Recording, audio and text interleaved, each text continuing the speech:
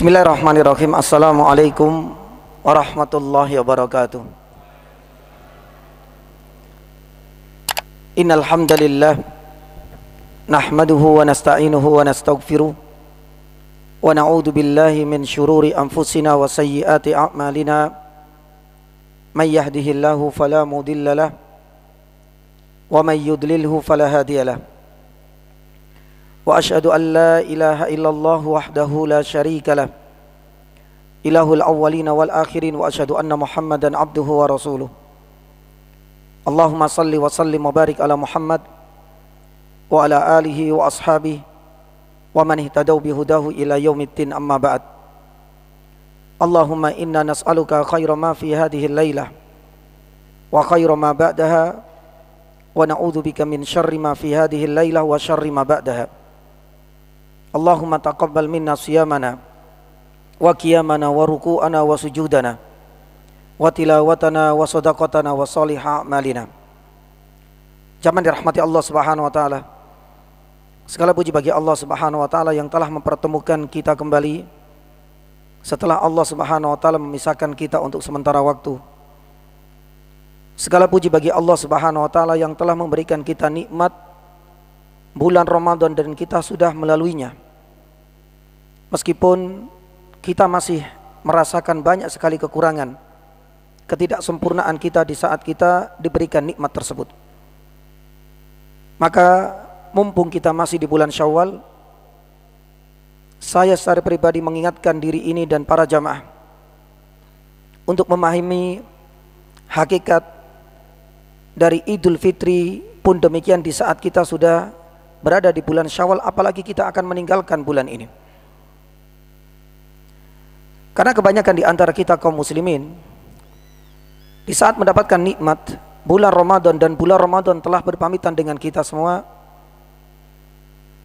kita seringkali terjerumus dalam luapan kebahagiaan, euforia, kegembiraan yang memuncak, hingga seringkali kita meninggalkan rutinitas yang sudah menjadi aktivitas harian kita selama di bulan Ramadan. Maka inilah yang kemudian menjadikan kita cepat futur, menjadikan kita gampang untuk kembali kepada masa kelam tatkala kita ingin bernostalgia kembali dengan kemaksiatan dan dosa-dosa masa lalu kita. Maka itu yang terjadi hampir setiap tahun. Entah diri ini yang melakukan atau mungkin barangkali saudara, kerabat dan masyarakat kita kaum muslimin. Hal ini bisa kita buktikan bersama. Bagaimana masjid-masjid sudah mulai sepi, tidak layaknya hari-hari biasa di bulan Ramadan, di mana sebagian kita sudah merasa mulai mengeluh di saat kita diingatkan untuk selalu menjaga qiyamul lailnya. Bahkan lisan ini terasa keluh ketika diingatkan untuk kembali berinteraksi dengan ayat-ayat Allah Subhanahu wa taala. Ada apa dengan diri ini? Kenapa begitu mudah kita memutus hubungan kita dengan Allah Subhanahu wa taala? Padahal Allah Subhanahu wa taala mengingatkan, wala takunu kalladziina qadat ghazlaha. Allah memberikan sebuah perumpamaan, jangan sampai kita layaknya seorang wanita tatkala memintal, tatkala membuat semacam rajutan, ternyata setelah selesai dihancurkan, diurai kembali. Maka jangan sampai hubungan kita dengan Allah Subhanahu wa taala putus sekalipun kita sudah berpamitan dengan Ramadan. Jangan sampai ibadah kita berakhir dengan berakhirnya dan berlalunya bulan Ramadan. Oleh karenanya jamaah dirahmati Allah Subhanahu wa taala, para ulama rahimahullahu ta'ala, dan salah satunya Hasan al-Basri pernah mengatakan, wa min thawabil hasana al-hasana ba'daha wa min iqabi as-sayyi'ah ba'daha. Salah satu di antara indikator ibadah seseorang itu diterima, entah sedekahnya, entah puasanya, entah sholatnya, entah qiyamul lailnya dan bacaan Al-Qur'annya, di antara tanda dan indikator diterima ibadah seseorang itu akan membekas dan akan rutin ibadah-ibadah selanjutnya. Wa min thawabis al-hasana al-hayya al-hasana ba'da. Maka ini adalah di antara indikator ibadah seorang itu diterima. Dia akan semakin tambah rajin, tambah semangat. Akan tetapi coba kita lihat sebaliknya. Wa min iqabi as-sayyi'ah as-sayyi'ah ba'daha. Namun di antara indikator tidak diterimanya ibadah seseorang, indikator ketidakjujuran seseorang bertaubat dari dosa dan kemaksiatan, pasti suatu saat hal ini akan membuka pintu-pintu kemaksiatan yang lain. Maka oleh karenanya jamaah dirahmati Allah Subhanahu wa taala, maka hal yang pertama, mumpung kita masih merasakan aroma Ramadan, belum jauh kita berpisah dengannya, perbanyak doa agar seluruh ibadah Ramadan kemarin diterima oleh Allah Subhanahu wa taala. Ini bukan hanya sekedar anjuran, tapi sudah menjadi kewajiban bagi kita semua. Karena tak ada satu di antara kita yang mengetahui, memahami, mendapatkan bocoran bahwa ibadah kita telah diterima oleh Allah. Tak ada satupun yang tahu. Jangankan Ramadan yang sudah mau kita tinggalkan Syawal ini, 3 rakaat yang barusan kita kerjakan, tak ada satu di antara kita yang tahu apakah ibadah kita diterima oleh Allah ataukah sebaliknya, tertolak darinya. Maka satu-satunya, tatkala kita itu menyelesaikan satu amalan ibadah, mintalah sesering dan sebanyak mungkin agar ibadah kita diterima, terutama Ramadan. Karena sudah ada potret dari kalangan para ulama di mana mereka memiliki sunnah, memiliki kebiasaan. Al-Mu'alla ibnu Fadl, seorang tabi'in rahimahullahu ta'ala, pernah menceritakan, karena beliau mendapati generasi didikan Rasulullah itu para sahabat. Beliau menjadi saksi bagaimana para sahabat dahulu, di saat mereka sudah berpamitan dengan bulan Ramadan, mereka tak henti-hentinya melantunkan doa, memanjatkan permintaan kepada Allah Subhanahu wa taala. Berapa hari, berapa pekan? Sittata ashhur, selama 6 bulan. Ayyataqabbala minhum, agar ibadah mereka diterima. Kalau seandainya kita hitung mulai dari bulan Syawal, berarti bulan Syawal, Dzulqa'dah, Dzulhijjah, Muharram, Safar, Rabiul Awal. Dahulu para sahabat selalu meminta kepada Allah Subhanahu wa taala agar seluruh ibadah selama di bulan Ramadan diterima selama 6 bulan. Waktu yang begitu panjang, masa yang tidak pendek. Apa kira-kira alasan dan yang menjadi sebab mereka senantiasa meminta kepada Allah Subhanahu wa taala? Karena mereka menyadari ibadah yang mereka lakukan, terutama ibadah yang membutuhkan waktu yang panjang dan lama Ramadan, tak ada satu di antara mereka yang tahu. Lantas kenapa di antara kita malah berbangga? Lantas kenapa di saat kita meninggalkan Ramadan tidak malah menampakkan air mata, malah menunjukkan ada rasa kepuasan kita sudah berpisah dengan Ramadan? Padahal belum tentu di balik kegembiraan kita, di balik keceriaan kita, di balik gelak tawa kita, apakah ibadah kita diterima? Maka ini adalah sikap yang benar tatkala kita sudah berpisah dengannya, dengan tamu agung bulan Ramadan. Yang kedua, perbanyak istighfar. Karena dengan istighfar ini diharapkan bisa menambal kekurangan, pun demikian ketidaksempurnaan kita di saat kita beribadah, terutama di bulan Ramadan yang lalu. Perbanyak istighfar. Makanya kita disunahkan tatkala kita selesai sholat, di saat kita sudah menuntaskan salam, ke kiri dan ke kanan, ucapan apa yang pertama kali terucap dari lisan kita? Astagfirullah. Apa alasannya di balik itu semua? Karena kita yakin bahwasanya sholat kita jauh dari levelnya para sahabat, dari sisi kekhusyuannya, dari sisi bacaannya, dari sisi panjangnya. Kita masih merasakan tidak khusyuk para sahabat. Akan tetapi kita menyadari masih banyak kekurangan-kekurangan di balik sholat yang kita kerjakan setiap hari. Maka dengan adanya istighfar itu diharapkan bisa menambal kekurangan di saat kita sholat. Sebagaimana ibadah haji, subhanallah, sebentar lagi saudara-saudara kita akan Allah berikan kemudahan bagi yang tahun ini berangkat untuk menunaikan ibadah haji. Tapi ingat, Allah Subhanahu wa taala firman ketika membicarakan tentang manasik haji, summa afidu min haitsu afadun nas wastaghfirullah. Tawaf ifadah ini salah satu di antara rentetan manasik haji yang paling akhir. Maka ketika mereka sudah menyelesaikan semua rangkaian ibadah haji, apakah kemudian Allah SWT membebaskan mereka untuk bershopping ria? Apakah kemudian dengan begitu mereka siap dan mereka dengan leluasa berwelfiria di tanah suci? Ingatlah dengan ayat ini, wastaghfirullah. Allah memerintahkan mereka untuk banyak beristighfar, karena istighfar diharapkan bisa menambal kekurangan-kekurangan di saat mereka ibadah haji. Sebagaimana kajian, pertemuan, muhadharah, seringkali kita dianjurkan untuk menutup dengan doa apa? Kafaratul majlis. Karena di dalam doa kafaratul majlis terselip apa jamaah? Astaghfirullah wa atubu ilaihi. Kenapa kita istighfar? Padahal kita duduk di masjid. Apakah kita sedang melakukan dosa besar? Jamaah yang dirahmati Allah, hanya Allah Subhanahu wa taala yang tahu apa yang terlintas di dalam benak dan hati kita. Tapi kita menyadari duduknya kita, hadirnya kita di majelis ilmu dimanapun kita berada. Baik kami yang duduk di sini, barangkali keseleo lidah, barangkali ada tutur kata yang kurang mengenakkan di hati jamaah, atau sikap yang memang tidak etis untuk ditampakkan. Maka dengan kita membaca itu diharapkan apa? Semua kekurangan-kekurangan kita ini diampuni oleh Allah Subhanahu wa taala. Pun demikian dengan para jamaah yang hadir dalam majelis dimanapun kita berada. Entah kurang fokusnya kita, kurang konsentrasinya kita, entah karena kita ngantuk, entah karena kita masih membawa bejibun masalah-masalah rumah tangga, masalah kantor yang kita bawa di masjid misalnya, di majelis ilmu misalnya.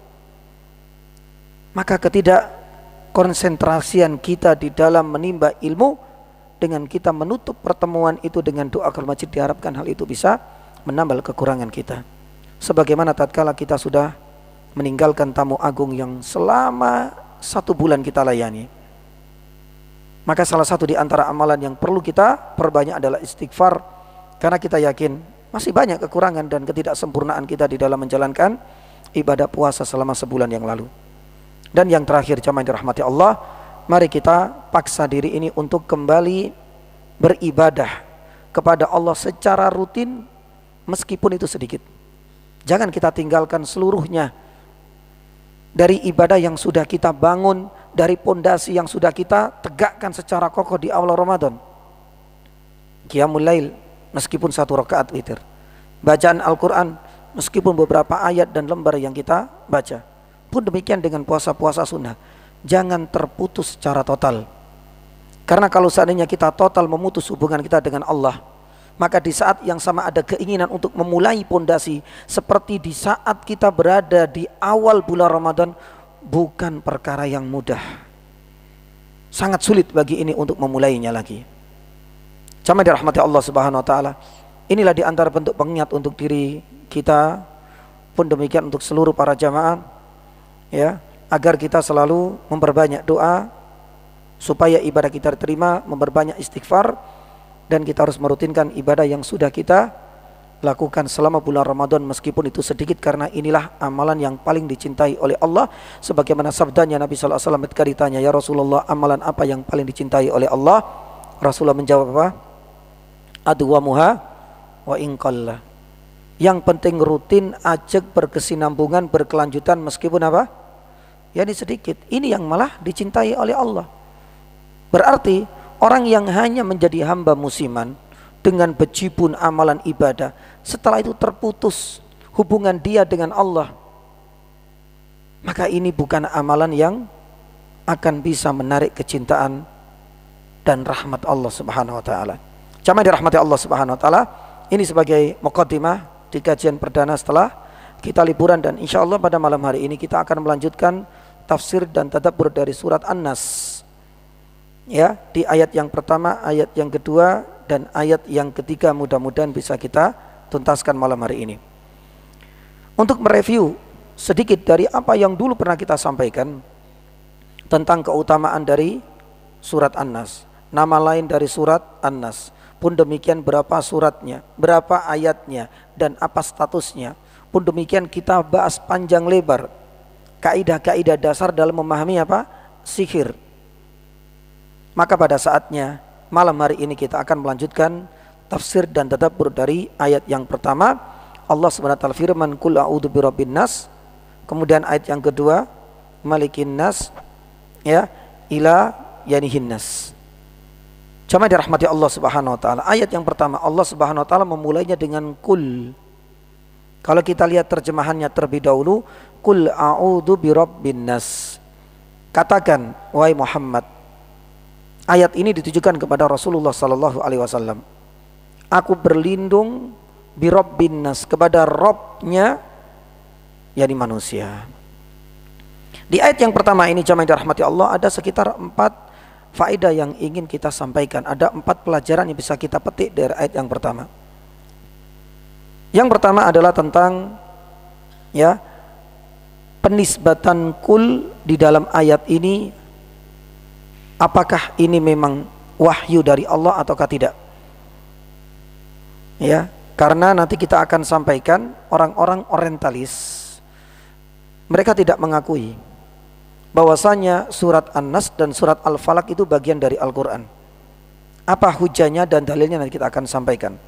Mengenai status dari ayat yang pertama ini dianggap bukan dari wahyu Allah.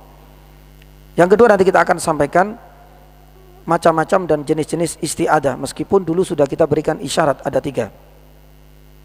Kemudian yang ketiga nanti kita akan sampaikan sedikit ya tentang hikmah di balik kita diperintahkan oleh Allah untuk beristiadah. Apa hikmahnya kita beristiadah?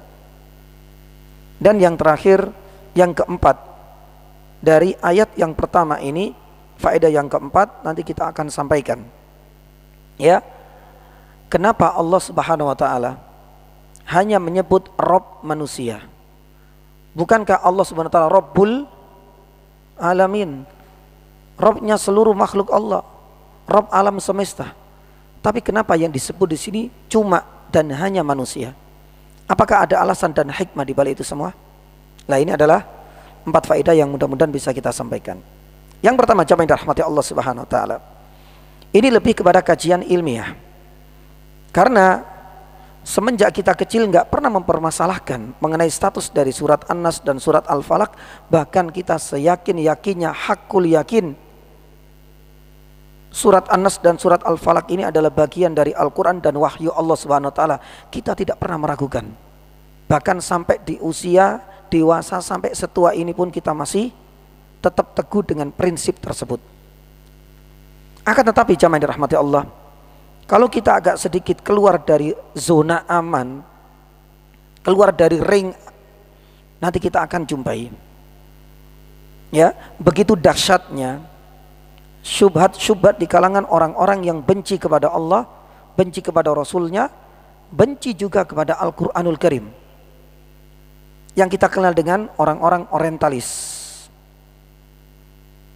Baik di kalangan orang-orang non-muslim maupun sebagian di antara mereka ada yang mengaku muslim. Yang penting mereka selalu mencari kelemahan, kekurangan, cacat, dan aib dari agama yang hanif dan agama Islam yang kita anut ini. Tapi kita yakin jamaah yang dirahmati Allah, wa makaru wa makarallah. Semua apa yang mereka sampaikan, semua apa yang mereka temuan tentang katanya menurut klaim mereka, kekurangan-kekurangan dalam syariat kita, termasuk diantaranya adalah tentang Al-Quranul Karim, Allah Subhanahu wa taala tidak akan tinggal diam. Para ulama pun akan siap untuk membantah syubhat-syubhat mereka. Termasuk diantaranya adalah tentang keabsahan surat Al-Nas dan surat Al-Falaq karena dimulai dengan lafadz kul.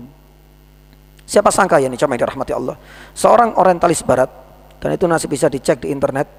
Beliau seorang dosen di universitas di Minnesota di USA. Beliau juga sudah mendapatkan gelar doktor ya dalam spesifikasi yang lebih khusus, pernah mempelajari kitab Taurat dan kitab-kitab yang lain. Beliau juga diberikan kelebihan oleh Allah untuk bisa memahami berbagai bahasa, tidak hanya bahasa Ibrani, bahkan bahasa Arab pun sedikit banyak dia sudah memahaminya.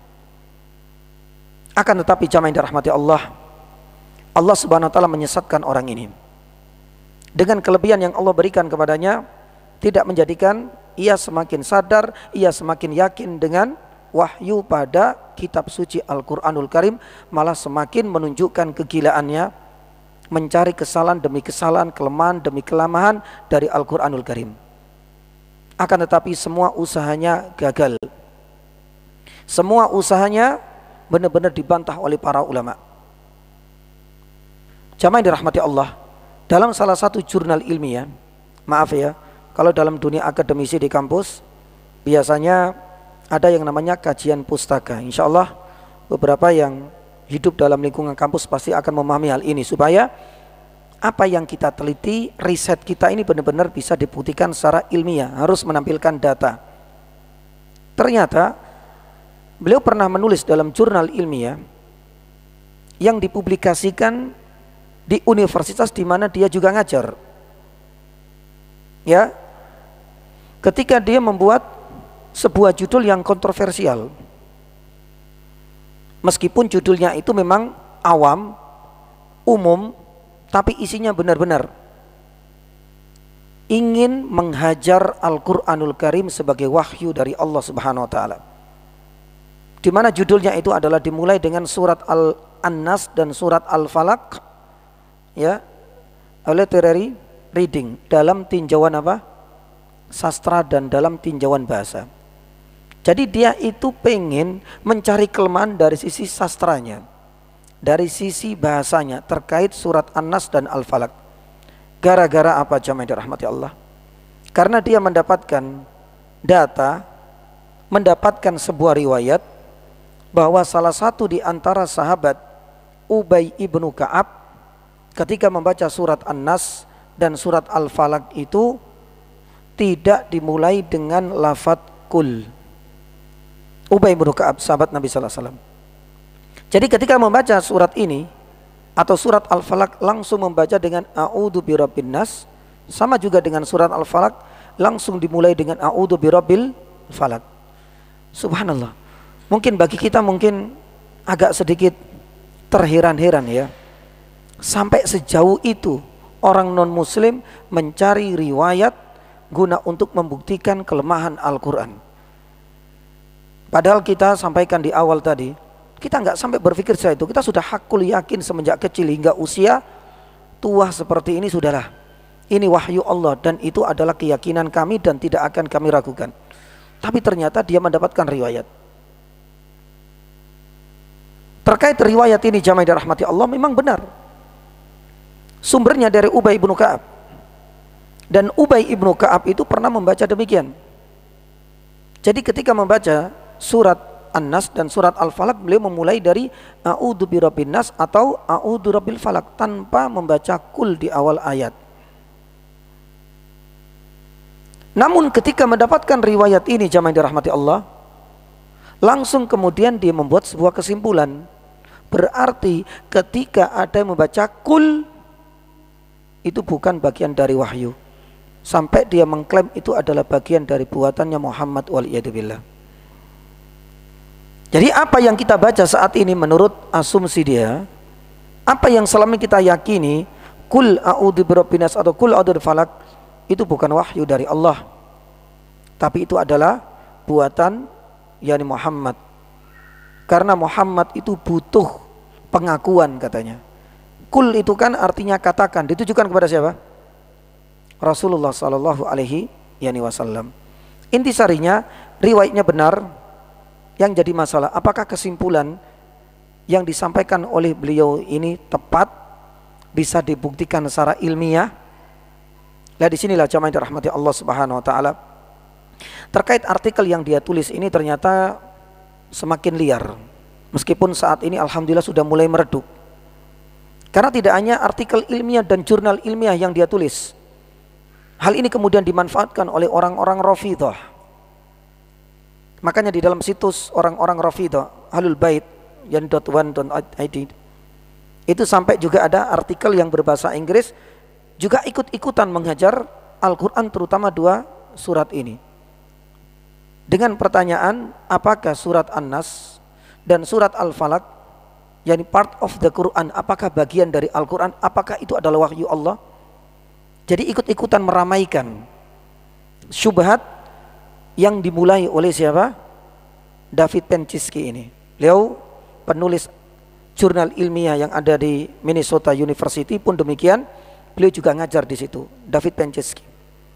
Lah jamaah dirahmati Allah Subhanahu wa taala, terkait syubhat ini mungkin barangkali yang bergerak dalam dunia akademisi, hal seperti ini ya bukan hal yang asing insyaallah taala. Ya, kita ingin membuktikan apakah ucapannya ini mampu bisa dibuktikan secara ilmiah ataukah yakni tidak. Dan para ulama sudah banyak yang menjawabnya. Jawaban yang pertama jamaah dirahmati Allah Subhanahu wa taala terkait kul, ya, kul a'udzu birabbin nas, kul a'udzu birabbil falaq. Jamaah dirahmati Allah, para ulama sudah berijma. Ijma itu artinya berkonsensus, artinya sudah bersepakat. Itu tidak hanya kemarin sore para ulama bersepakat, ini semenjak di zamannya sahabat, terutama ketika Utsman ibnu Affan melakukan kodifikasi Al-Quran jilid yang kedua. Dan para sahabat tidak ada yang mengingkarinya. Apa yang ditulis, yang diperintahkan di saat pengumpulan Al-Quran jilid yang kedua di zamannya Utsman, itu kan gak ada yang berubah sampai detik ini. Utsman itu juga menyadari bahwasanya yang langsung bersumber dari Nabi SAW itu adalah kul. Dan ini sudah disepakati oleh para ulama. Tak ada satupun di antara para ulama di kalangan para sahabat, generasi selanjutnya sampai detik ini. Coba kita tanyakan kepada para ulama hingga hari ini, apakah mereka berselisih? Mana mereka tidak akan meragukan keotentikan Al-Quran, terutama surat yang diperselisihkan oleh David Penčinsky ini pun demikian dengan orang-orang Rafidah. Ini adalah jawaban pertama untuk menguatkan iman kita. Yang kedua jamaah dirahmati Allah Subhanahu wa taala, ya, jawaban yang diutarakan oleh para ulama untuk menjawab syubhat ini bahwasanya apa yang dibaca oleh Ubay ibnu Ka'ab radhiyallahu taala anhu itu termasuk bentuk qiraah syadzah.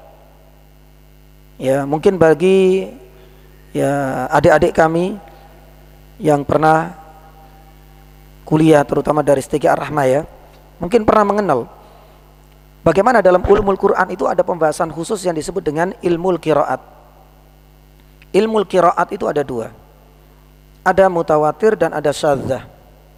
Kalau mutawatirah itu ya berarti sudah tidak diragukan lagi. Tapi ini terkait pelafalan loh ilmu qiraat, bukan penulisan apa?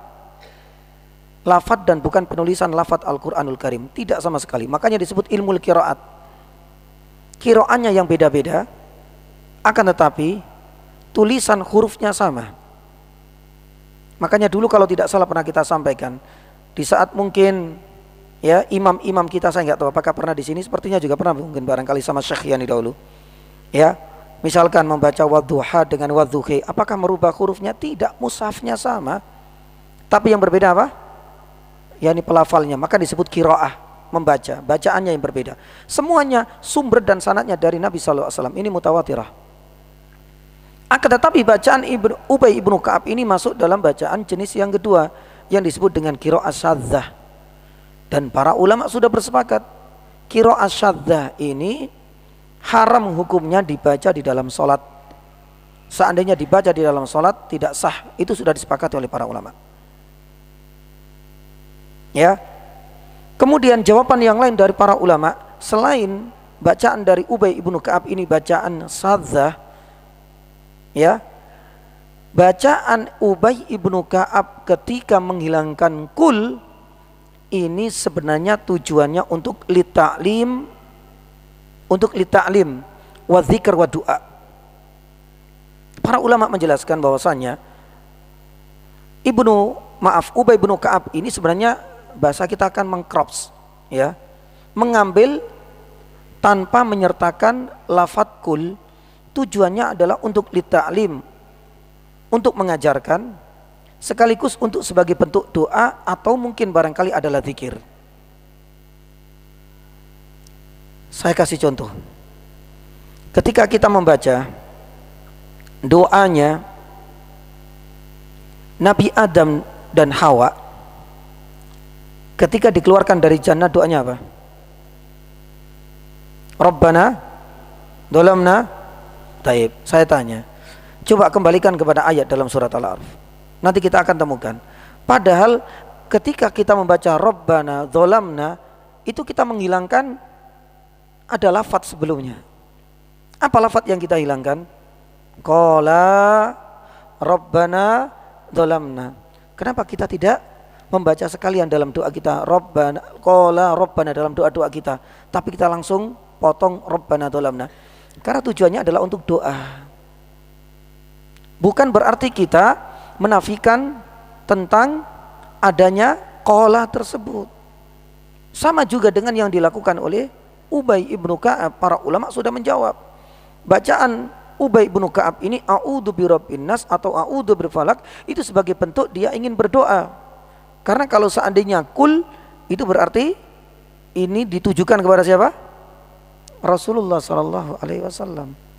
Ya sebagaimana tadi qala Rabbana berarti kita sedang membaca Al-Quran. Tapi kalau kita ingin doa, gak usah kemudian kita baca sekalian qala Rabbana, langsung Rabbana dzalamna anfusana wa illam taghfir lana, dan seterusnya.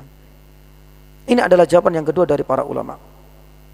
Jawaban yang ketiga, jamaah dirahmati Allah Subhanahu wa taala, ini dari kalangan yakni para dokter-dokter kita terutama, ya, mereka membantah bahwasanya David Penčinsky ini yang pertama kali menggulirkan syubhat ini memang tidak memahami sama sekali dasar-dasar ilmu qiraat dalam ulumul Quran. Ya, bahasa kita yang mungkin kurang rekreasi dan kurang literasi, kurang banyak bacanya. Hanya karena ada yang berbeda langsung membuat apa? Kesimpulan, berarti karena ada perbedaan. Rasulullah membacanya kul Ubay membaca tanpa kul a, berarti ini masih diragukan. Berarti surat An-Nas, surat Al-Falaq bukan bagian dari Al-Quran. Secepat dan seprematur itu dia membuat sebuah kesimpulan. Padahal kalaulah dia mau membuka sedikit tentang buku-buku ulumil Quran, pasti akan dijumpai bab khusus ilmu qiraat. Dan ilmu qiraat disitulah nanti akan kembali lagi kepada dua jenis tadi. Ada qiraat mutawatirah dan ada qiraat syadzah. Kalau syadzah nggak boleh dipakai di dalam sholat. Kalau dipakai sebagai hujjah untuk sebagai doa, nggak ada masalah. Kita baca di dalam sholat, sholat kita batal, dan itu sudah disepakati oleh para ulama ilmu fikih. Maka oleh karenanya jamaah yang dirahmati Allah Subhanahu wa taala, terkait yang bantahan terhadap si pemilik jurnal ilmiah yang katanya ilmiah, tapi ternyata dihajar rame-rame oleh para ulama-ulama kontemporer yakni saat ini juga saya teringat dengan bantahan oleh Dr. Yani Samsudin Arif, yakni MA, saat ini beliau sudah profesor, yakni dosen di Unida Universitas Darussalam Gontor. Beliau juga alhamdulillah pernah berkunjung berkali-kali, 3 kali kalau nggak salah di kampus kami di Jember. Beliau dengan izin Allah, masya Allah, wala nuzaki Allah ahadan, ya, menguasai banyak bahasa. Yani termasuk yani bahasa Jerman karena beliau pernah S2 kalau nggak salah S3-nya di sana. Ya, di dalam salah satu karya besarnya, ya, orientalisme dan diabolisme pemikiran, dalam salah satu bab di dalam buku yang dia karang itu sama juga. Ketika membantah, Christoph Lassenberg, beliau juga membantah kesalahan fatalnya ketika Christoph ini mengatakan Al-Quran itu banyak versi katanya, dibantah oleh Dr. Samsudin Arif, sekarang sudah profesor. Ya, kesalahan salah satunya yang ada pada orang ini itu karena dia tidak memahami hakikat dari ilmu apa tadi? Qiraat. Yang akhirnya kemudian dia membuat sebuah kesimpulan yang prematur, berarti dengan banyak versi menunjukkan Al-Quran itu bukan wahyu. Lah ini juga dibantah. Oleh karenanya jamaah dirahmati Allah Subhanahu wa taala, inilah di antara 3 bantahan yakni para ulama. Yang pertama, sudah ada ijma dari para ulama bahwasanya Al-Quran terkait adanya lafadz kul ini sudah diijmakan oleh para ulama. Yang kedua, adanya perkataan dan bacaan Ubay memang benar dari beliau, termasuk qiraat syadzah, tapi tujuannya itu adalah untuk doa, untuk taklim, bukan untuk membaca Al-Quran seperti layaknya kita. Dan yang ketiga, ini kesalahan fatal dari si penulis jurnal ilmiah tersebut, ya, karena kurang literasi. Sebab ilmu qiraat itu sudah dibahas oleh para ulama dari dahulu, dan ilmu qiraat itu adalah bagian dari hazanah keilmuan kita dalam ulumul Quran. Allahu taala alam bisawab. Nanti kita akan lanjutkan faedah yang kedua terkait macam-macam dan jenis isti'adah setelah adzan. Monggo, tafadhal. Alhamdulillah. Alhamdulillahilladzi hadana li hada wa ma kunna linahtadiya laula an hadanallah. Wa asyhadu an la ilaha illallah wa asyhadu anna Muhammadan abduhu wa rasuluh. Jamaah dirahmati Allah Subhanahu wa taala. Faedah yang kedua dan pelajaran yang bisa kita petik dari ayat yang pertama, qul a'udzu birabbin nas, sedikit kita mereview tentang macam-macam isti'adah. Isti'adah dilihat dan ditinjau dari hukumnya itu para ulama menyebutkan ada 3 jenis. Isti'adah yang pertama, ya, isti'adah yang mengandung unsur tauhid. Ya, ketika seseorang memohon, meminta perlindungan kepada Allah dari segala hal yang tidak disukainya pada perkara-perkara yang menjadi hak khusus bagi Allah semata yang mampu mewujudkan. Maka tatkala seseorang itu isti'adah jenis yang pertama ini berarti satu, mintanya hanya kepada Allah, baik dengan asmaul husna atau dengan apa? Sifat-sifatnya yang mulia. Yang kedua, yang dia pinta itu adalah pada perkara-perkara yang hanya Allah semata yang mampu mewujudkannya. Ini adalah 2 unsur untuk memenuhi jenis yang pertama, yaitu isti'adah yang mengandung unsur tauhid. Maka tatkala seorang meminta kepada Allah pada hal yang hanya itu milik Allah semata yang mampu, kita meminta perlindungan dari gangguan yakni jin. Kita meminta kepada Allah dari terjerumusnya kita ke dalam neraka misalnya. Siapa yang mampu memberikan kita jaminan keamanan perlindungan? Hanya Allah SWT semata. Maka kita bisa meminta kepada Allah, a'udzu billah minan nar. Atau kita meminta dengan sifatnya, a'udzu bikalimatillah minan nar.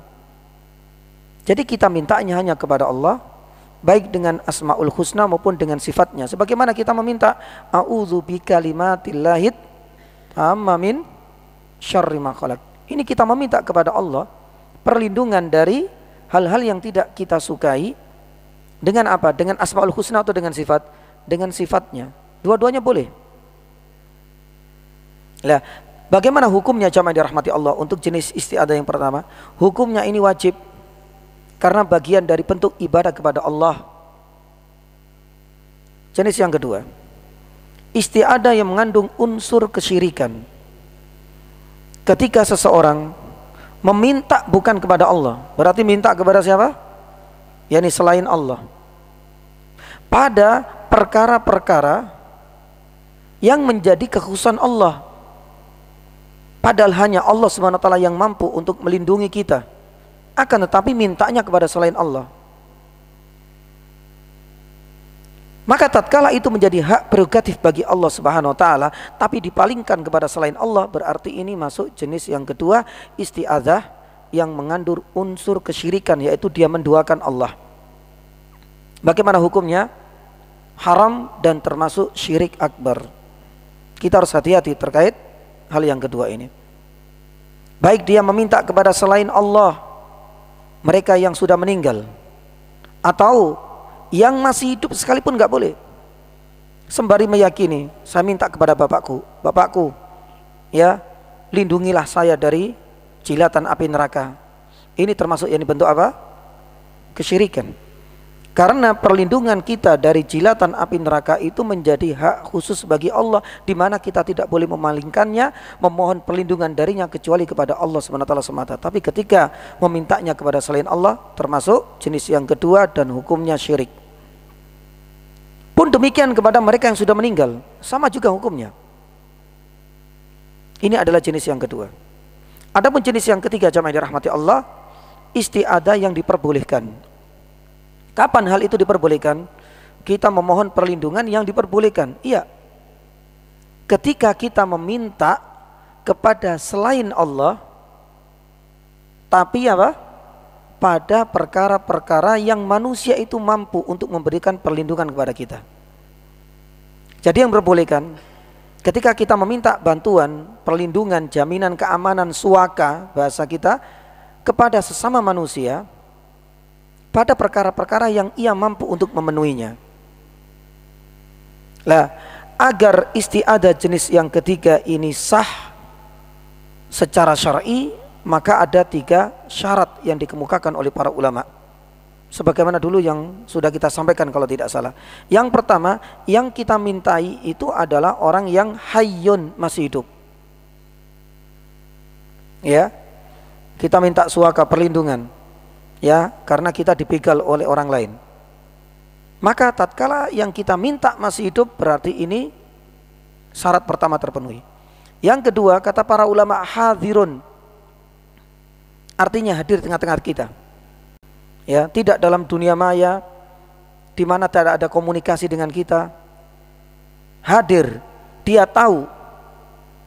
Dan yang ketiga, dia punya kemampuan. Kalau seandainya 3 syarat terpenuhi, maka diperbolehkan. Selama sesama manusia itu masih hidup, yang kedua hadir, dan yang ketiga mampu untuk memenuhi keinginan kita di saat kita butuh perlindungan dan jaminan keamanan darinya. Dan dalilnya sangat banyak. Saya sebutkan yang 3. Yang pertama, di antaranya disebutkan dalam Sahih Muslim dari Jabir ibnu Abdullah, ketika seorang wanita dari Makhzumiyah kedapatan dan terbukti mencuri. BAP-nya sudah ada di tangan Nabi SAW.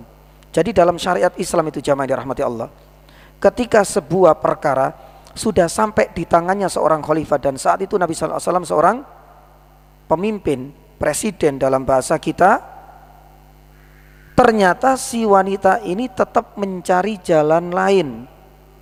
Bahasa kita itu cari suaka, perlindungan, bahasa orang hukum itu cari pengacara. Yang menjadi suaka, yang menjadi pengacara saat itu yang diminta oleh si pencuri ini yang kedapatan mencuri dan BAP-nya sudah di tangan Nabi SAW, itu adalah istri Rasul, itu Ummu Salamah. Makanya bahasanya fa'adzat bi Ummi Salamah, wanita ini minta perlindungan kepada Ummu Salamah agar hukum potong tangan dibatalkan, dianulir oleh Nabi SAW. Apa jawaban Nabi SAW? Kalau seandainya BAP belum sampai di tangan, hal itu masih mungkin. Tapi ketika perkara sudah di tangan ini, jangankan kamu, wahai orang yang dari Bani Makhzum. Makanya ada sebuah kalimat sabda Nabi SAW sangat masyhur, lau anna Fatimata binta Muhammadin sarikot la qata'tu yadaha. Jangankan ente, seandainya si pencuri itu adalah putriku sendiri, seandainya Fatimah bintu Muhammad kedapatan mencuri dan BAP-nya ada di tangan, la qata'tu yadaha. Gak ada satupun orang yang bisa menganulir keputusan ini. Eksekusi harus tetap dijalankan. Taib, terkait hukuman potong tangan ini ada kalimat fa'adat bi Ummi Salamah. Hal ini diperbolehkan meskipun ya dianulir oleh Nabi SAW. Bantuan dari Ummu Salamah ditolak karena BAP sudah di tangan Nabi SAW. Dibolehkan karena Ummu Salamah masih hidup saat itu, hadir, dan dia punya kemampuan meskipun ditolak oleh Rasulullah karena menyelisih syariat Islam. Yang kedua disebutkan dalam Sahih Muslim dari Abi Mas'ud Al-Ansori.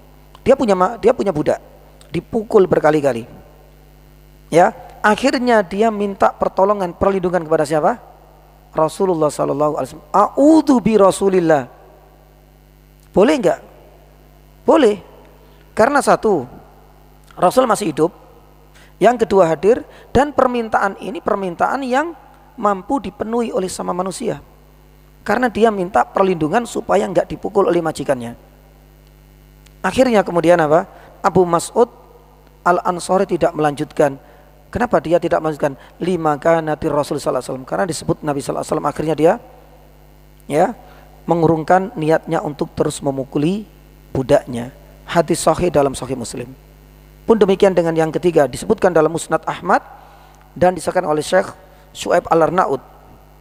Sebuah kisah yang sangat masyhur yani juga. Ketika Aisyah, tahulah istri Nabi SAW kan banyak. Ya, Nabi SAW berpoligami setelah wafatnya siapa? Khadijah. Aisyah sudah mulai ada kompetitor dari yang lain, terutama dari Sofiyah. Suatu hari Sofiyah, singkat cerita, bawa makanan, mau disediakan untuk dipersiapkan untuk Nabi SAW. Akhirnya kemudian yang ngantar itu jariyah, budak yang lain. Ternyata langsung dilempar oleh siapa? Yani Aisyah. Ternyata hal itu disaksikan langsung oleh Nabi SAW.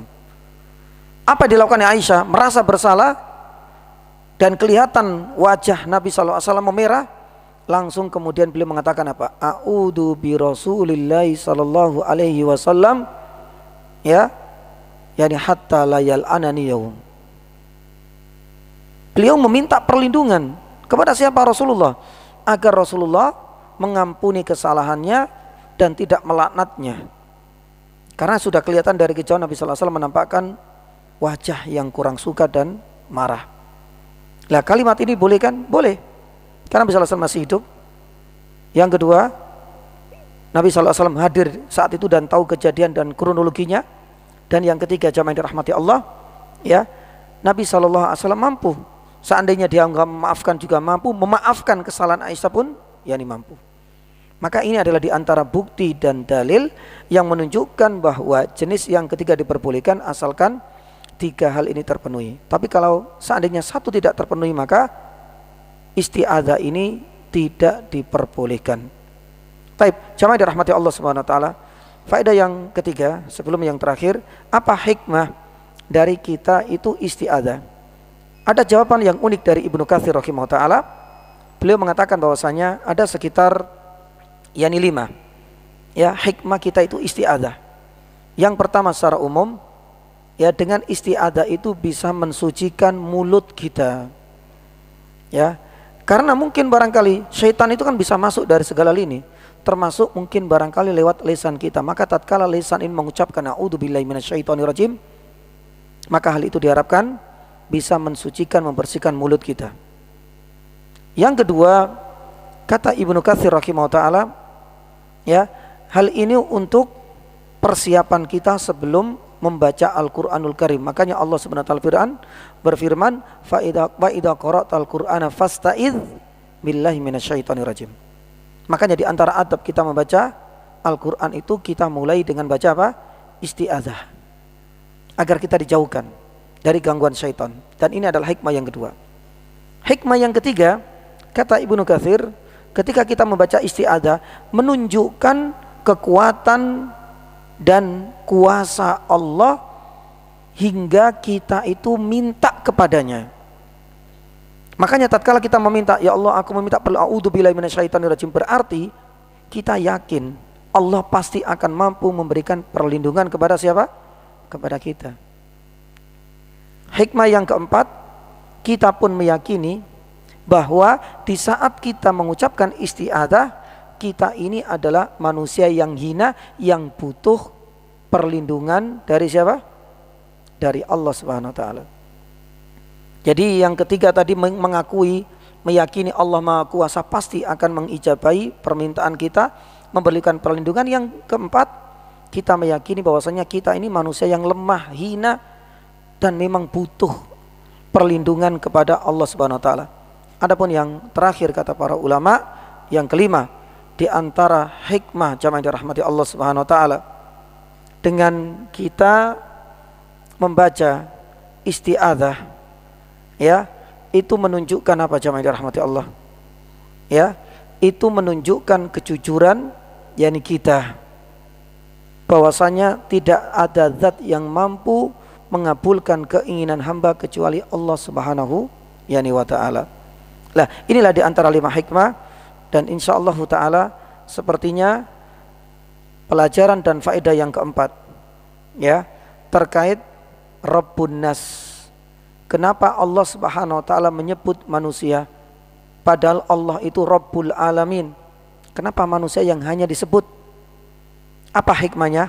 Insyaallah pada pertemuan mendatang kita akan lanjutkan faedah yang keempat beserta dengan pelajaran-pelajaran dan hikmah yang lain di ayat yang berikutnya. Malikin nas, ilahin nas, sampai ayat-ayat yang berikutnya. Karena ada faedah yang sangat indah menunjukkan apa? Bahwasanya manusia ini punya kelebihan. Sampai disebut oleh apa? Allah Subhanahu wa taala secara khusus Rabbun Nas.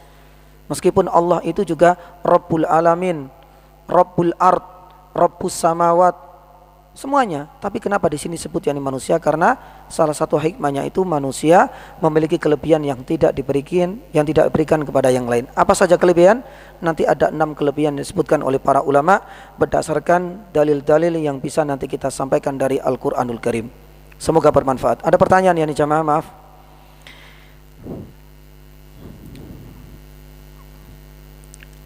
Ada pertanyaan?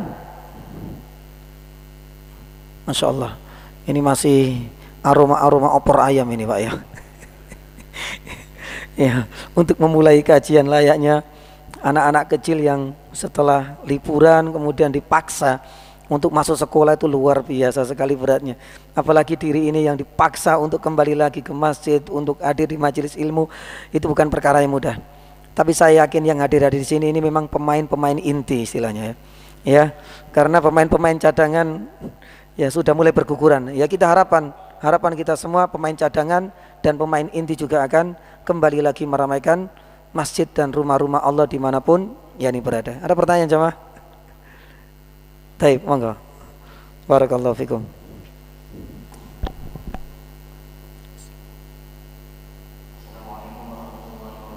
Waalaikumsalam.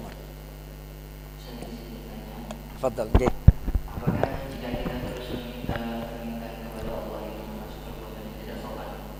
Masya Allah, barakallahu fikum. Masya Allah, barakallahu fikum. Jazakallah khair pertanyaannya. Yang pertama kita jawab jami'an dirahmati Allah, meminta, entah itu meminta sesuatu yang memberikan manfaat untuk diri kita atau meminta perlindungan yang kita kenal dengan isti'adzah. Permintaan itu adalah ibadah yang paling afdol dan intisari dari ibadah ada pada doa atau permintaan. Makanya Nabi SAW bersabda, ad-du'a'u huwal ibadah. Jadi tatkala kita berdoa, apa arti dari doa itu? Meminta, entah meminta perkara dunia atau perkara akhirat. Nabi SAW mengatakan huwal ibadah, intisari dari semua ibadah terletak pada apa? Doa. Maka berarti yang kedua jamaah dirahmati Allah, jangan sampai kita merasa bosan untuk selalu meminta kepada Allah. Karena Nabi SAW bersabda, Allah Subhanahu wa ta'ala la yamalu hatta tamallu. Allah itu tak akan bosan untuk selalu mendengar permintaan, rintian, keinginan, doa, permintaan kalian semua dan kita semua sebagai seorang hamba. Meskipun hatta tamallu, meskipun kalian sendiri yang akhirnya bosan. Makanya kita jumpai ya nih jamaah dirahmati Allah. Terkadang orang-orang itu karena meminta, apalagi permintaannya itu berkaitan dengan hajat duniawi, sekali, 2 hari, 1 pekan, kok ternyata nggak nampak apa? Diijabai. Apa yang terjadi? Mutung, bosan. Padahal Allah Subhanahu wa ta'ala nggak pernah merasa bosan, kata Nabi sallallahu alaihi wasallam. Allah semakin sayang, cinta, ingin mendengar keluhan, keinginan, permintaan kita sebagai seorang hambanya. Hatta tamallu, kita sendiri yang menyerah lebih awal, kita sendiri yang mengibarkan lebih awal bendera putih. Kita nggak kuat sudah 2 tahun Ustaz, saya meminta diberangkatkan haji, nggak berangkat, misalnya seperti itu. Akhirnya mutung sudah, dia memutus hubungannya dengan Allah, dia nggak ingin minta lagi akan hal itu. Padahal kalau kita telusuri jamaah dirahmati Allah Subhanahu wa ta'ala, yang ketiga, Nabi SAW bersabda, intisarinya permintaan dan doa, permintaan kita kepada Allah, permohonan kita kepada Allah, asalkan syaratnya terpenuhi dan tidak ada penghalang-penghalangnya, itu pasti diijabai oleh Allah. Tapi bagaimana cara Allah mengijabai? Itu ada 3 cara. Cara yang pertama, Allah Subhanahu wa ta'ala mengijabai permintaan kita langsung sesuai dengan apa yang kita pinta dengan lisan kita. Kita minta yang istri yang solehah, Allah kabulkan, berarti ya itu cara Allah yang pertama mengabulkan doa hamba tersebut. Tapi kata Rasul ada yang kedua, ya, yaitu dengan ayat fa, Jadi menghilangkan, menjauhkan, menghindarkan diri kita ini dari madorot yang lebih besar. Yang ini kadang-kadang tidak kita sadari. Karena kita selalu menuntut sesuatu itu benar-benar nyata dikabulkan kalau seandainya apa yang kita pinta dengan lisan sesuai dengan kenyataan. Selalu itu tolok ukur doa kita apa? Dikabulkan. Padahal cara Allah mengabulkan ada 3 hal ya. Yang pertama, pas sesuai dengan apa yang kita pinta. Yang kedua, terkadang Allah memalingkan dari madorot yang lebih besar. Ya Allah, mudah-mudahan besok ujian ya, Engkau berikan aku nilai 90, besoknya dapat nilai 70. Secara real sesuai enggak dengan apa yang dia minta? Enggak. Tapi bisa jadi jamaah yang dirahmati Allah, angka 60 70 ini adalah bagian dari cara Allah mengabulkan doa hamba tersebut. Bagaimana mungkin hal itu bisa terjadi? Karena Allah Maha mengetahui kalau seandainya dia dikasih 90 akan semakin sombong, gumede, besar kepala.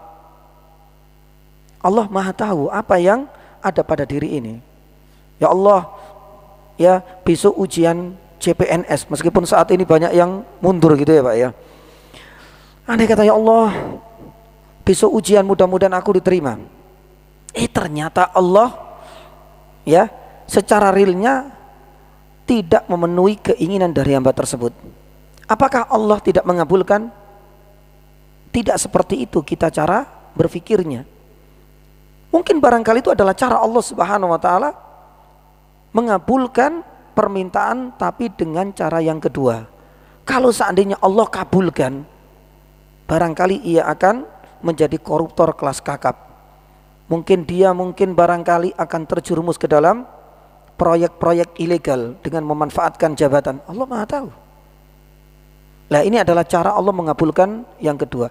Dan yang ketiga, jamaah yang dirahmati Allah, ya, para ulama menjelaskan sebagaimana sabda Nabi sallallahu alaihi wasallam, Allah mengabulkannya itu dengan memberikan dan menyiapkan pahala yang begitu banyak nanti di jannah.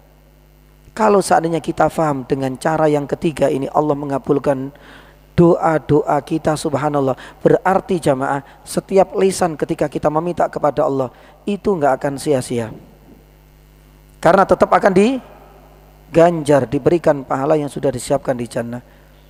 Maka inilah bagaimana cara kita terus untuk meminta kepada Allah. Realnya kita nggak melihat, nggak ada nampak ya kenyataan, akan tetapi kita yakin pundi-pundi pahala ini akan semakin menumpuk dan semakin banyak. Adapun yang terakhir, jamaah dirahmati Allah Subhanahu wa taala, ya terkait yakni doa. Inilah yang menjadi pembeda antara diri ini meminta kepada sesama manusia dengan kita meminta kepada apa? Yakni Allah. Sesering mungkin kita meminta kepada manusia. Hari ini kita minta, besok ngasih proposal, besok lagi ngasih proposal, hari keempat risih enggak? Yani risih orang yang menerima proposal. Orangnya itu saja. Daftarnya juga untuk kebutuhan ini terus. Pasti manusia yang dipinta itu akan merasa kurang nyaman dan risih. Itu bedanya antara kita minta kepada manusia, sesering mungkin kita akan semakin hina di hadapannya. Tapi sebaliknya tatkala kita meminta kepada Allah Subhanahu wa taala, Allah Subhanahu wa taala akan semakin sayang kepada kita semua. Allah akan semakin cinta kepada kita. Karena itu adalah perintah Allah. Maka sebagai penutup, bukankah Allah Subhanahu wa taala berfirman, "Ud'uni astajib lakum." Sudah. Siapa yang nyuruh kita untuk minta? Yani Allah. Bukan karena inisiatif kita, tapi Allah sudah nyuruh kita dalam Al-Qur'an, "Ud'uni." Mintalah kepadaku. Berarti apa? Ya sudah. Ya, kita minta kepada Allah Subhanahu wa taala sering mungkin, malah itu yang akan membuahkan cintanya Allah kepada kita. Berbeda dengan tatkala kita sering meminta dan memohon kepada sesama yakni makhluk. Mudah-mudahan itu adalah di antara 4 yakni poin ya untuk menjawab pertanyaan tersebut. Cukup? Oh nggih, monggo. Masyaallah, barakallahu fikum.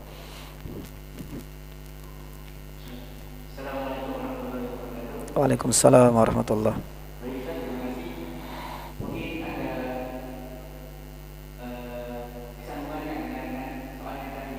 Iya.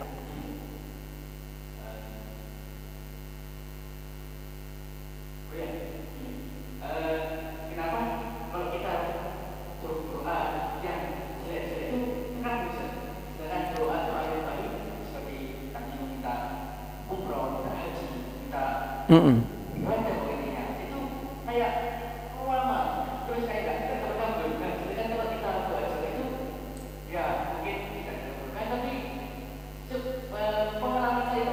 Aduh. Aduh. Pengalaman nih. Jadi kalau pengalaman ini bahaya ini. Tapi jamaah dirahmati Allah Subhanahu wa taala.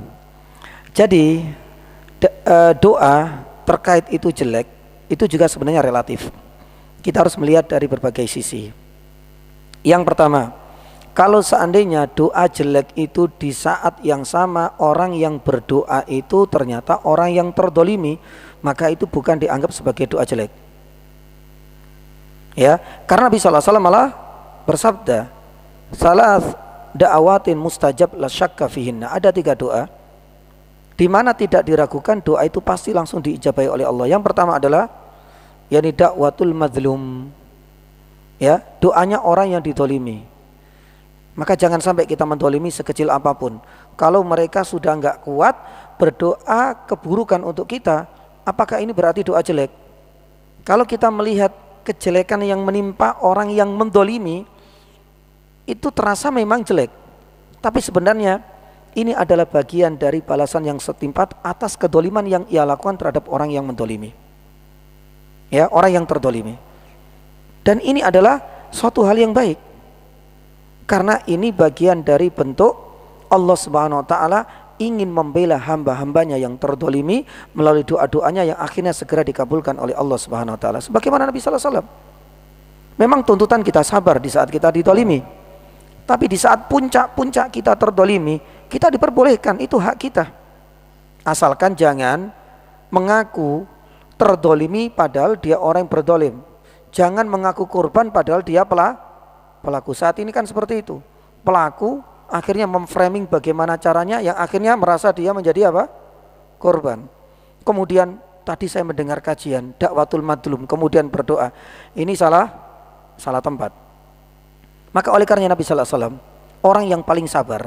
Tapi coba kita lihat, di saat puncak-puncak Nabi sallallahu alaihi wasallam mengalami ujian secara fisik, dalam sebuah riwayat disebutkan dalam Sahih Bukhari dari riwayat Abu Ibnu Mas'ud radhiyallahu anhu menyaksikan, intisarinya Nabi sedang sujud di depan Ka'bah dikasih jeroan apa?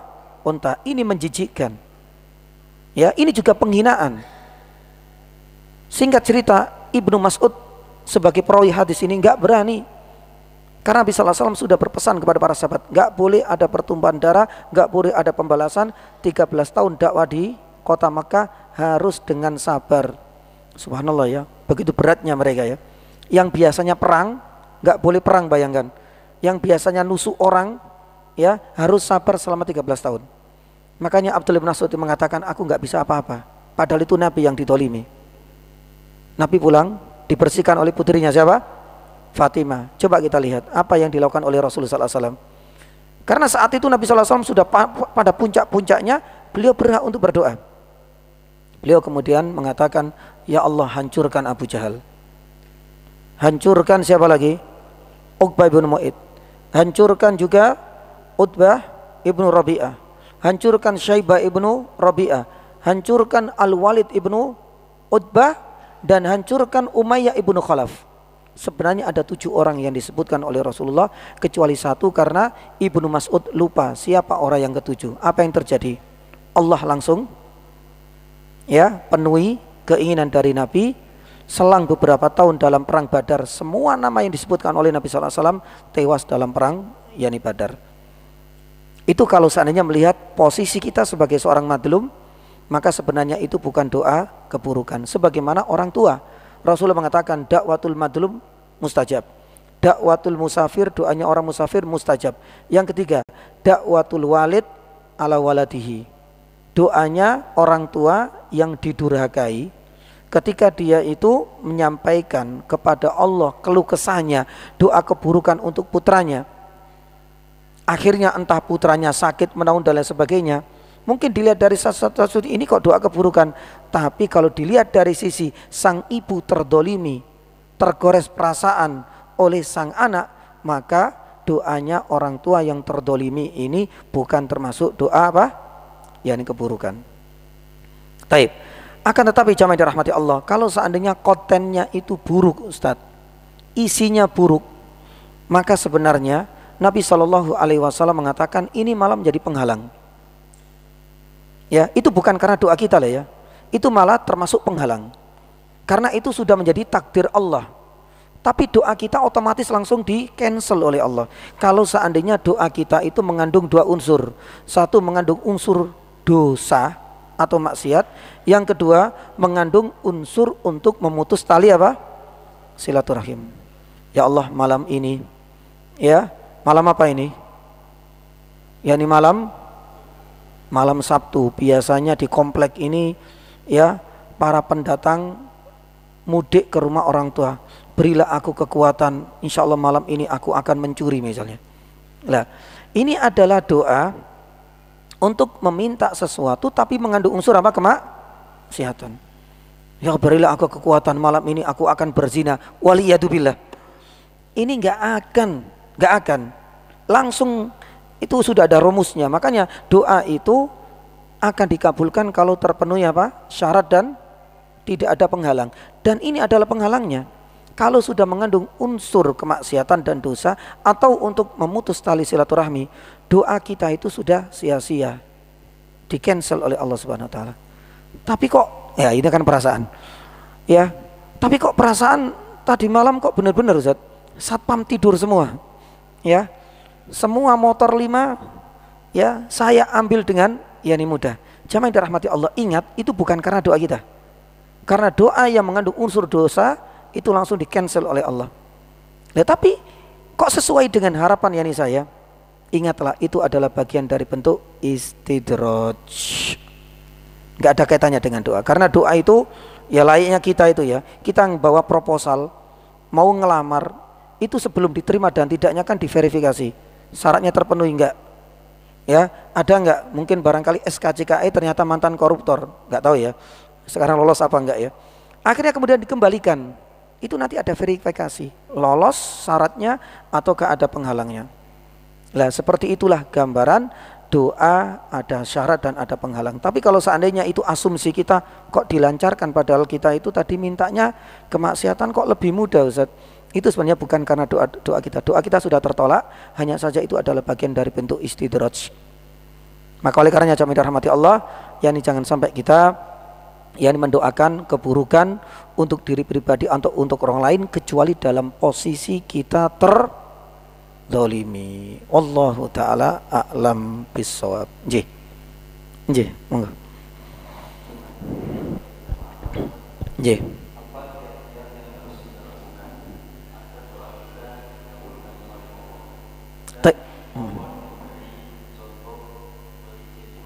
Masya Allah, pelicin pakai stimulus.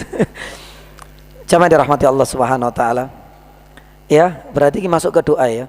Jadi doa itu yang pertama kali kita harus ya dudukkan hakikat dari doa itu adalah satu, apakah terpenuhi syaratnya ataukah yang kedua apa? Penghalangnya.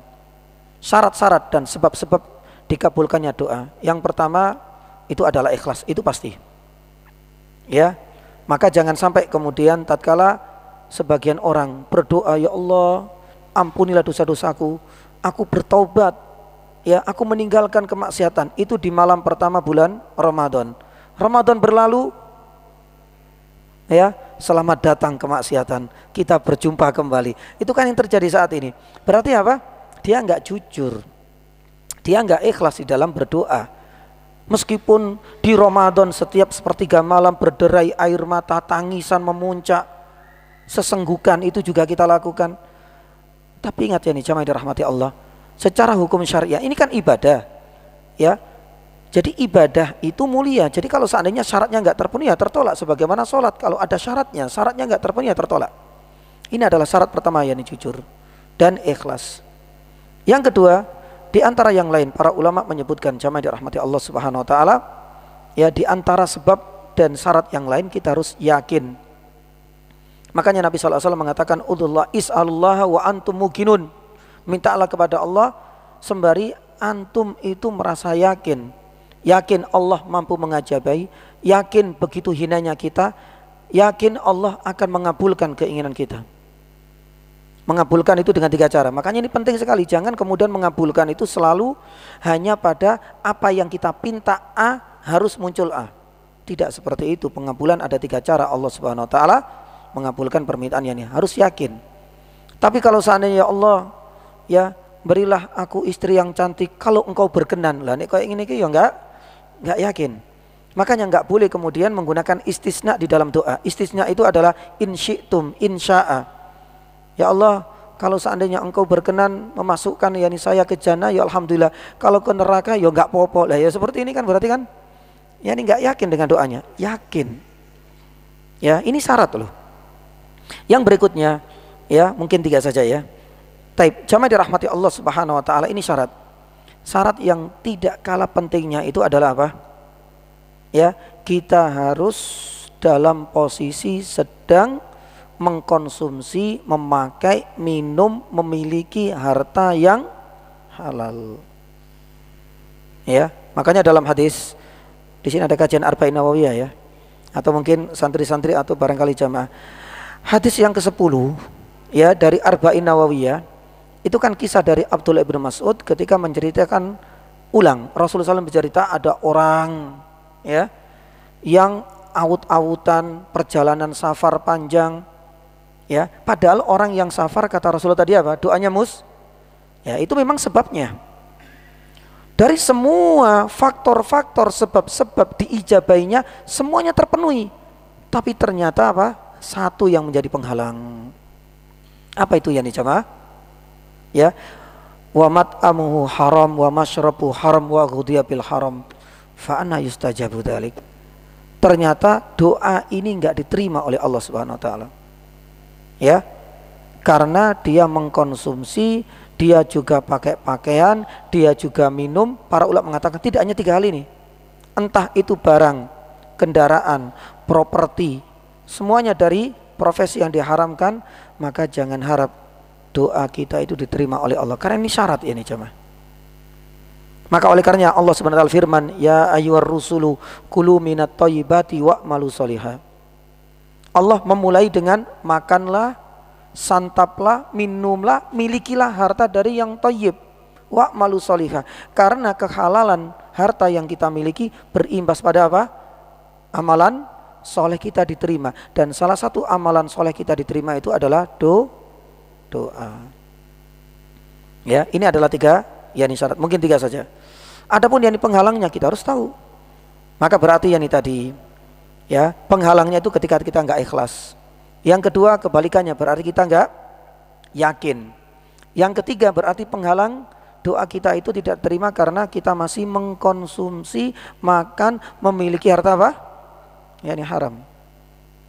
Ya, dan ada tambahan dari beberapa yakni ulama jamaah dirahmati Allah, di antara penghalang doa kita tidak dikabulkan dan tidak diterima oleh Allah Subhanahu wa taala. Yani apa itu yani jemaah? Apa kira-kira? Ya, di saat tadi sudah kita sampaikan, kita meminta, memohon kepada Allah, tapi permintaan doa kita mengandung unsur apa tadi? Dosa atau ingin memutus tali silaturahim. Itu langsung otomatis di cancel oleh Allah karena itu penghalang. Ya, makanya ini adalah sebagian yani saja syarat, dan sebagian dari penghalang-penghalang itu harus kita fahami dulu. Ya. Lah, kemudian stimulus pelicinnya. Ini maksudnya doa sapu jagat apa gimana, Pak? Maksudnya apa itu kira-kira? Yang ketiga ini. Taib. Jamaah dirahmati Allah, mungkin barangkali setelah kita faham syarat, kita juga faham penghalang, ada beberapa adab mungkin barangkali itu. Ya, agar memudahkan yani kita untuk yani bisa segera diijabai doa-doa kita. Di antara adab yani di saat kita itu pengen berdoa, yang pertama adab loh ya, ini bukan syarat. Kalau bisa dalam kondisi suci, kalau bisa. Yang kedua, jamaah dirahmati Allah, dulu kita sampaikan kalau bisa kita itu menggunakan Asmaul Husna. Makanya kalau kita lihat di dalam Al-Quran di antara Asmaul Husna, Rabbana, Allahumma, ini adalah di antara yang bentuk adab. Kita menggunakan Asmaul Husna. Makanya Nabi SAW saja seringkali menggunakan Rabbi. Lah itu nanti kita akan bahas Rabb. Nabi Ibrahim, Rabbi ja'alni muqimas salati wa min dzurriyyati. Nabi Adam ketika dikeluarkan dari jannah, Rabbana dzalamna anfusana. Ya, pun demikian dengan Nabi Musa ketika dia harus keluar dari kejaran orang, Rabbi firli, Rabbi ini dzalamtu nafsi faghfirli. Pun demikian dengan Nabi Nuh dalam surat Nuh, Rabbi firli wali walidayya. Pun demikian dengan nabi-nabi yang lain, subhanallah, selalu memulai dengan Rabb. Ini bukan sekedar Rabb biasa, tapi Rabb itu adalah bagian dari bentuk adab. Layaknya kita lah, tatkala kita itu menghadap orang, maaf ya, orang yang memiliki jabatan tinggi, itu kan ya yang kami hormati. Ya enggak langsung kemudian disebut yani nama, tidak. Itu bagian dari bentuk adab. Yang ketiga, kita memulai atau berdoa sebanyak 3 kali. Nabi SAW, ini kaitannya dengan tadi meminta ya, sesering mungkin. Nabi SAW sebagaimana Aisyah itu pernah bercerita, karena Rasulullah SAW ketika berdoa selalu mengulang 3 kali. Ya, makanya ini juga yang mau haji siapa ini? Kadang-kadang orang yang haji itu kan bawa buku doa-doa, terutama wukuf di Arafah, membawa kerpean, ngerti kerpean ya Pak ya? Titipan doa dari anak, cucunya, keluarganya, kerabatnya semuanya dibawa. Tapi kadang-kadang itu cuma sekali tok, setengah jam atau mungkin 40 menit wis capek.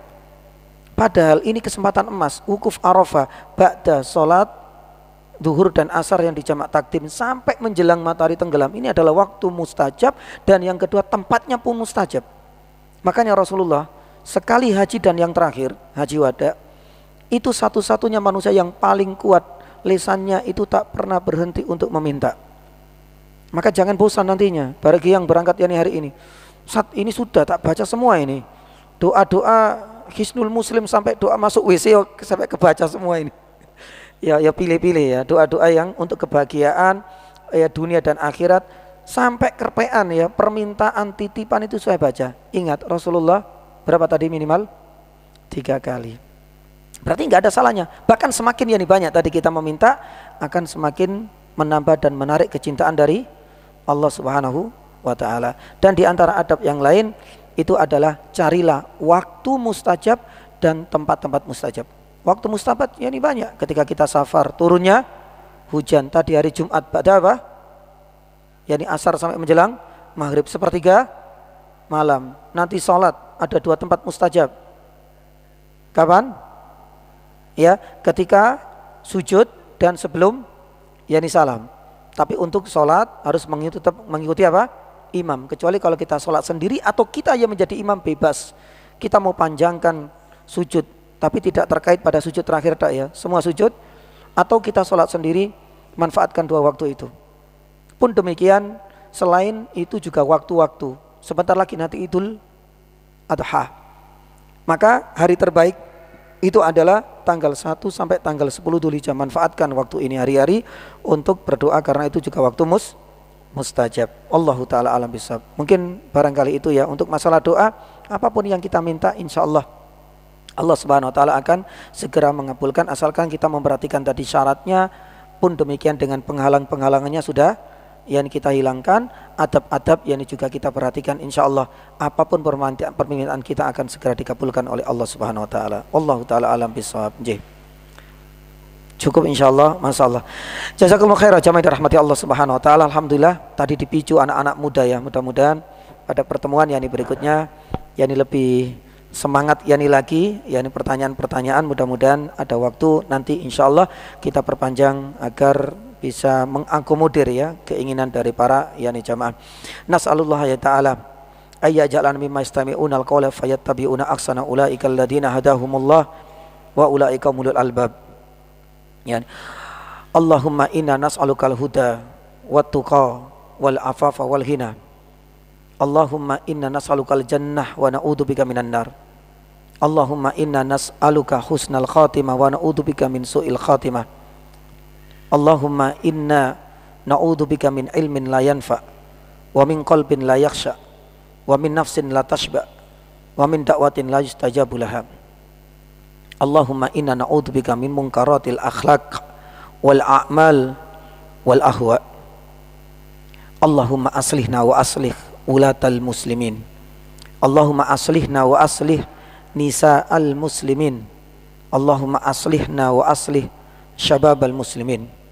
Allahumma taqabbal minna qiyamana wa siyamana wa ruku'ana wa sujudana wa tilawatana wa sadaqatana wa salih a'malina.